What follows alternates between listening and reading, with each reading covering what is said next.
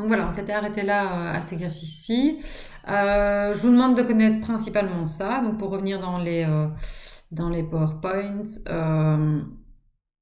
eh bien, en gros, je vous demande, donc la notion de rendement, je vous ai dit que vous ne deviez pas la connaître. Vous devez savoir faire, alors pour les types d'équilibre, hein, donc ici. Voilà, ça vous devez connaître, hein, donc le sens de la réaction et les valeurs des constantes d'équilibre. Vous devez faire ce genre de calcul, savoir que quand on la prend à l'envers, c'est 1 sur constante d'équilibre, que quand on la prend 2 fois, c'est la constante d'équilibre au carré. Donc faire ce genre d'exercice-ci, vous devez être capable de le faire. Ça, je vous demande de connaître.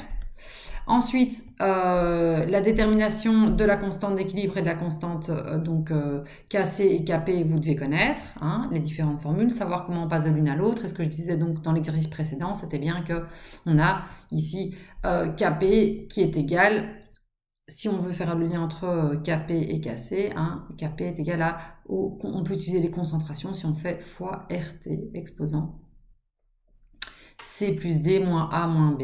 Okay. Et donc on obtient du coup, ça c'est la valeur de KC, donc on obtient KP est égal à KC fois RT exposant C plus D moins A moins B. Mais par contre, évidemment, si tout ça vaut 0, et eh bien du coup KP est égal à KC, puisque quelque chose exposant 0, ça vaut 1. Ok? Donc on a fait cet exercice-ci, ça c'est fait. Vous devez faire être capable de faire ce genre d'exercice. Donc quand on vous donne les valeurs de KC, et ici si vous regardez, à 200 degrés, l'équilibre correspond à des concentrations molaires. Donc là, on vous donne les concentrations à l'équilibre. C'est là que vous devez être attentif. Ça, c'est des concentrations à l'équilibre, donc on peut directement les réintroduire dans ma formule. Okay. Contrairement à l'exercice suivant, okay, qui a besoin de passer par justement le bilan de matière. Pourquoi? Le rendement, je vous dis, vous ne devez pas connaître. Rendement, on oublie. Ici, par contre, c'est pas à l'équilibre. Okay, soit à l'équilibre, on a cette formule-là. À 400 degrés, on introduit dans le même récipient 2,91 mol de d'iode et 8,1 mol de dihydrogène. Donc, c'est pas à l'équilibre qu'on met ça. Okay, ça, c'est ce qu'on met au départ. Et donc, vous avez besoin, dans ce cas-ci, de passer par le bilan de matière. Ça va? Donc, si on vous donne directement les concentrations à l'équilibre, vous pouvez directement les utiliser dans la formule. Si on vous donne les concentrations de départ, vous devez vous-même faire le bilan de matière pour savoir combien j'aurai de moles à l'équilibre. Okay, quelles seront mes concentrations à l'équilibre. Okay. Et donc, ici on a trouvé le nombre de moles et donc on divisé par 2 puisque le volume valait 2 et on trouvait des concentrations. Ensuite, là ce que je vous ai dit, soit on vous donnera vous devez trouver des concentrations et vous cherchez le KP ou le KC, en l'occurrence pour les concentrations c'est le KC, ou bien on vous donne le KC et vous devez trouver les concentrations. Ça, cette année, on ne le fera pas, parce qu'à distance, c'est quand même quelque chose d'assez compliqué, il faut des notions de mathématiques et je ne suis pas sûre que vous les ayez, je ne sais pas comment a évolué votre cours de maths. Donc ici, dans l'autre sens, ce type d'exercice-là, vous n'aurez pas. Vous n'aurez que, on vous donne des concentrations, soit les concentrations à l'équilibre, soit les concentrations de départ, probablement les concentrations de départ, parce que c'est un peu plus compliqué. Vous devez trouver les concentrations à l'équilibre et calculer le KC. Donc ça, vous n'aurez pas. C'est pour ça que l'exercice était en gris clair. Ça, c'est le même genre d'exercice. Quand c'est en gris clair, l'exercice, c'est que c'est pas pour cette année. Ok. Maintenant, on va essayer de voir quels sont les facteurs qui influencent les équilibres. Et donc pour ça, hop, je descends comme ça, vous voyez la formule. Donc les facteurs qui vont influencer cet équilibre. Je vous ai dit, c'est une sorte de curseur qui fait qu'on va avoir plus de produits ou moins. Maintenant, vous êtes tous d'accord que certaines réactions, elles vont être influencées par des facteurs extérieurs. Okay. On a déjà vu comme facteur qui pouvait influencer une réaction. Qu'est-ce qu'on a vu comme élément qui pouvait influencer une réaction?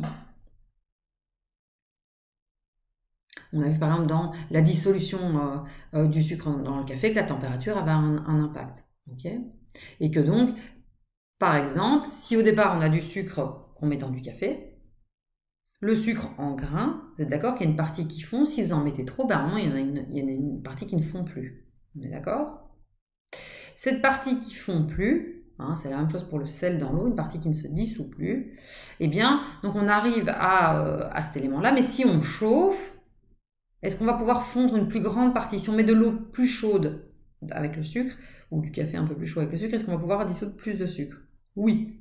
Donc là, déjà, vous voyez, ça change d'équilibre, puisque s'il est dissous, c'est-à-dire qu'il est transformé, et donc le réactif qui était du sucre et du café, eh bien, le sucre se dissocie. Okay, donc il y a des produits qui sont fabriqués. Il y a plus de produits. Hein, ce qui reste dans le fond, qui est des mon réactifs non transformés, diminue. Donc là, de nouveau, l'équilibre se déplace vers les produits. Okay, même chose, on met du sel dans de l'eau très froide par exemple. Hein, on peut mettre du NaCl. Il y a une partie du NaCl qui va devenir du Na+, et du Cl- qu'on ne verra plus, qui est dissous dans l'eau, et une partie du sel qui va rester dans le fond. Okay, mon équilibre dans l'eau froide me fait qu'il va me rester H2O et NaCl qui sont mes réactifs. Okay, et puis ensuite, Na+, et Cl- qui sont mes produits. Donc les premiers c'était les réactifs, là c'est les produits. Et bien si je mets ça dans de l'eau chaude, la quantité de produits que je vais fabriquer va être plus importante. On est d'accord? Et donc ça va déplacer mon équilibre jusqu'à un certain point. Il y aura toujours un dépôt. Et ce dépôt, c'est ce qu'on avait vu en réalité, c'est quand le NaCl se dissocie, mais qu'à la même vitesse, on a du nouveau NaCl qui se forme. Okay, donc c'est pas que ça ne bouge plus, c'est juste que l'équilibre est formé et que donc on obtient une boucle à ce moment-là. Ok, alors, on continue. Ici, donc, le principe de Le Chatelier. Hein. Je vais devoir chaque fois un peu descendre. Hop, je descends jusque tout en bas, ce sera mieux. Donc le principe de Le Chatelier, c'est que tout système à l'équilibre s'oppose à la perturbation en évoluant vers un nouvel équilibre. Okay, donc ça veut dire que justement, si on augmente la température, eh bien, ça va déplacer l'équilibre. On a l'habitude de voir les facteurs influençants qui sont évidemment la température et l'autre élément qu'on voit souvent, la pression. Hein. Donc température et pression sont deux choses qui vont effectivement impacter sur l'équilibre et sur une réaction. Et donc on va voir qu'en réalité, la réaction elle va réagir par rapport à une variation de pression ou une variation de température en déplaçant son équilibre. Maintenant, un autre élément qui peut effectivement changer ma réaction, c'est non pas j'ai un système dans lequel je fais varier la pression ou la température, mais par contre un système dans lequel je rajoute quelque chose. Je vais rajouter par exemple des réactifs. Ou bien je vais consommer des produits. Ok ? Donc je vais retirer par exemple des produits. Je fabrique un gaz et j'évacue ce gaz constamment. Qu'est-ce qui va se passer? Si j'évacue le gaz, l'équilibre la constante d'équilibre est toujours la même, mais on n'arrive pas aux bonnes valeurs d'équilibre. Si on retire chaque fois le réactif, ça continue à avancer pour essayer d'arriver à l'équilibre.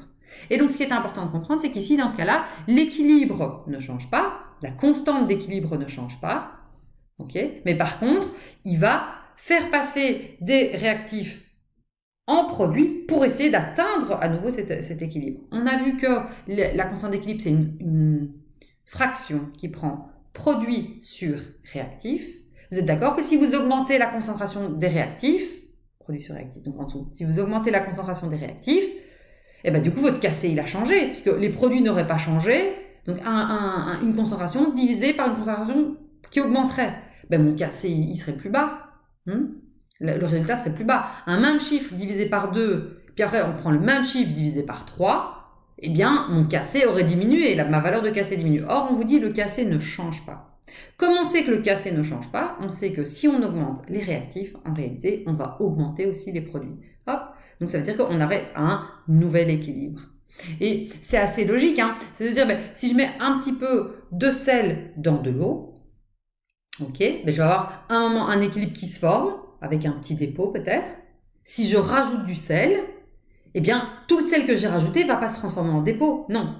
Il va de nouveau arriver à l'équilibre. Donc, l'eau va être plus salée. Il y aura plus de dépôts et l'eau va être plus salée. Ça veut dire que j'aurai plus de réactifs, plus de sel dans le fond qui n'a pas réagi, et plus de produits, plus de Na+, et Cl- qui se seront dissous. Mon eau devient plus salée. Au goût, l'eau sera plus salée.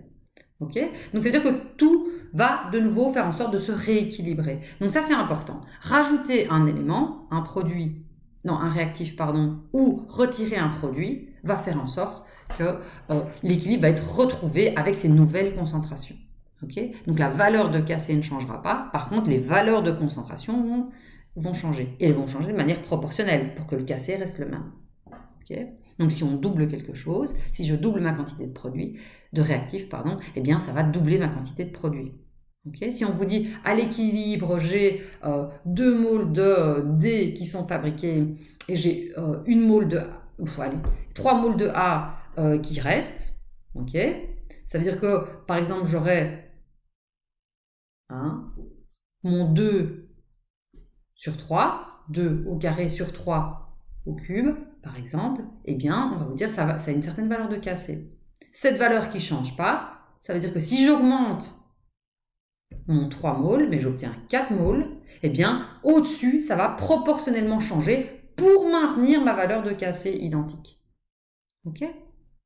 Donc, on continue. Ici, donc l'idée, c'est bien que l'équilibre, la constante d'équilibre ne change pas. Okay, et l'équilibre est retrouvé avec des nouvelles valeurs de concentration. Okay, donc c'est mes valeurs dans ma constante d'équilibre, entre crochets comme ça, mes valeurs dans ma formule vont changer pour maintenir le même Kc. Autre élément, l'influence de la température. Donc on en a parlé. Si la valeur de constante d'équilibre provient du calcul thermodynamique et dépend de la température, okay, si la température du système à l'équilibre augmente, cela favorisera le sens de la réaction endothermique et inversement. Okay, donc de nouveau, plus on augmente alors on n'a pas fait tout ce qui était endothermique et exothermique, donc on ne va pas aller dans les détails, mais vous comprenez que si on augmente la température, eh bien, par exemple, dans le cas de la dissolution, eh bien, on va avoir une augmentation de la dissolution. En tout cas, pour un solide qui devrait se dissoudre. Inversement, si c'est un gaz, si on augmente la température, on avait vu que le gaz il avait tendance à s'échapper et donc à ne plus se dissoudre. Donc si la réaction c'est de mettre un gaz dans un liquide, en augmentant la température, cette réaction elle est plus difficile à avoir lieu. Okay, le gaz il va moins bien se dissoudre dans le liquide. Okay, donc dans certains cas ça va favoriser la réaction, dans certains cas ça va compliquer et ralentir la réaction. Donc si on veut mettre un gaz dans un liquide, par exemple, on fait une réaction où on dissout ce gaz. En l'occurrence, il y a plein de gaz qu'on dissout. Le CO2, par exemple, qui vient du HCO3- dans le sang, eh bien, si la température augmente trop, eh bien, ça devient plus difficile de dissoudre le CO2 dans le liquide. C'est ce qu'on a dans les rivières, par exemple, quand la température augmente, eh bien, on a moins d'oxygène dissous. L'oxygène, il rentre dans l'eau, il est dissous dans l'eau. Si maintenant la température de l'eau augmente, eh bien, on va avoir l'oxygène qui repart en phase gazeuse. Et donc, cette réaction de l'oxygène se dissout dans l'eau, eh bien, elle va être bloquée par l'augmentation de température. Elle aura moins d'oxygène dissous. Okay, donc, dans certains cas, la température, elle va empêcher une réaction d'avoir lieu. Et dans certains cas, elle va favoriser. On augmente la température, on sait dissoudre plus de sucre dans un volume de café ou dans un volume d'eau chaude. Ok, donc ça dépend dans le endothermique ou exothermique, donc ça dépend dans le type de réaction dans lequel on est. Donc dans certains cas, l'augmentation de la température favorise la réaction. Dans certains cas, l'augmentation de la température, eh bien, elle va contrer la réaction. Alors, ici, question TOS. C'est parti, je vous laisse répondre. Si vous voyez la question, c'est mieux. Je vous laisse répondre à la question. Donc, vous mettez sur pause et vous répondez parce qu'il y a une deuxième question qui va suivre. Voilà, alors ici maintenant la deuxième question. Donc, je vous demande de faire cet exercice-là. Ça, c'est le type d'exercice que vous devez être capable de faire pour l'examen. Je vous ai dit avec les constantes d'équilibre. On considère l'équilibre de A qui se transforme en 2B plus C dans un récipient de 2 litres. On introduit 0,2 mol de A. Lorsque l'équilibre est atteint à température constante, on constate que la concentration en B est de 0,6 mol par litre. Déterminer la constante d'équilibre de la réaction. De nouveau, c'est important de comprendre quelles sont les concentrations qu'on a ou le nombre de moles qu'on a au départ et quelles sont à l'équilibre. La constante d'équilibre, on utilise les concentrations à l'équilibre, pas les concentrations de départ. Ok, donc je vous laisse faire ça. Vous avez N, vous avez V. Comme d'habitude, on fait hop, ici, données, inconnu. Et voilà, je vous demande de faire cet exercice-là et de me l'envoyer. L'autre, ça a été bien fait. Donc voilà, ces deux exercices, celui-ci et le précédent, je vous demande de me les envoyer. Bonne journée!